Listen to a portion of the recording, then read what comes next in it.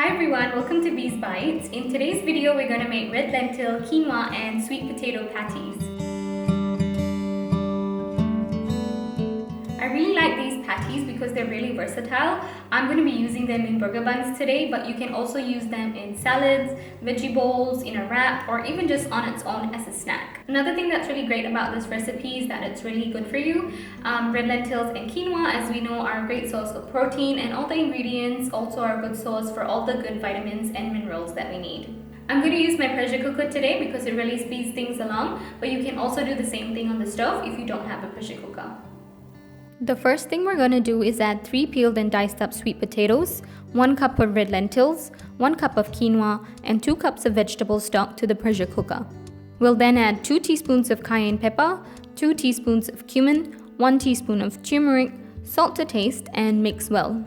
You can use any quinoa you want. I've used black quinoa because I like the color contrast with the orange of the sweet potatoes, but do make sure you use either red or yellow lentils as they break down really well and will combine nicely with the rest of the ingredients. When we're ready, on the manual mode, set the pressure cooker to 10 minutes. While that cooks, I'm going to make a cannellini or white bean puree to go with the burgers. We'll need 1 can of drained cannellini beans, a generous glug of olive oil, about 4 tablespoons, 2 garlic cloves, a 1/4 teaspoon of dried thyme, a pinch of chili flakes, and salt to taste. And then we'll just let the NutriBullet blend it all together. Super easy. The end result should be a thick and creamy puree. I'll be using this in the burger, but you can serve this as a dip as well, or as a salad dressing. Just add more olive oil so it's a bit runnier. Once our pressure cooker is done, release the steam, and this is what it should look like.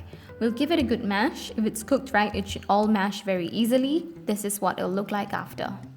We'll then add half a chopped red onion and a 1/4 cup of chopped coriander leaves and mix well. Once the mixture has cooled down, wet your hands and start to shape your patties.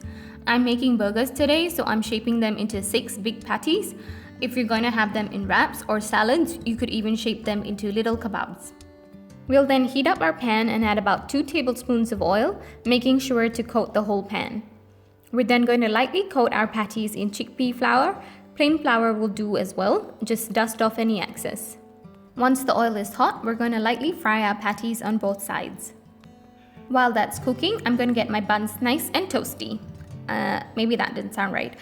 Just put as much or as little butter as you want on them and toast till you've got a nice golden crust on the buns. And we're ready to plate. We'll start with some salad leaves, then we'll place our patties on top. This is when I realized my patties are maybe a little too big for the buns, but that's okay. We'll add a good amount of white bean puree and spread that around. Add some jalapenos because I love my chilies. More salad leaves because it's healthy, I guess. And that's it. We're ready to eat. Alright guys, there you have it. That was my lentil, quinoa and sweet potato patty recipe. I hope you enjoyed it. I may have been a bit greedy and made my patties a little too big, so do size yours appropriately. I hope you enjoyed this video. If you did, please do give it a like and subscribe for more videos next week. Bye!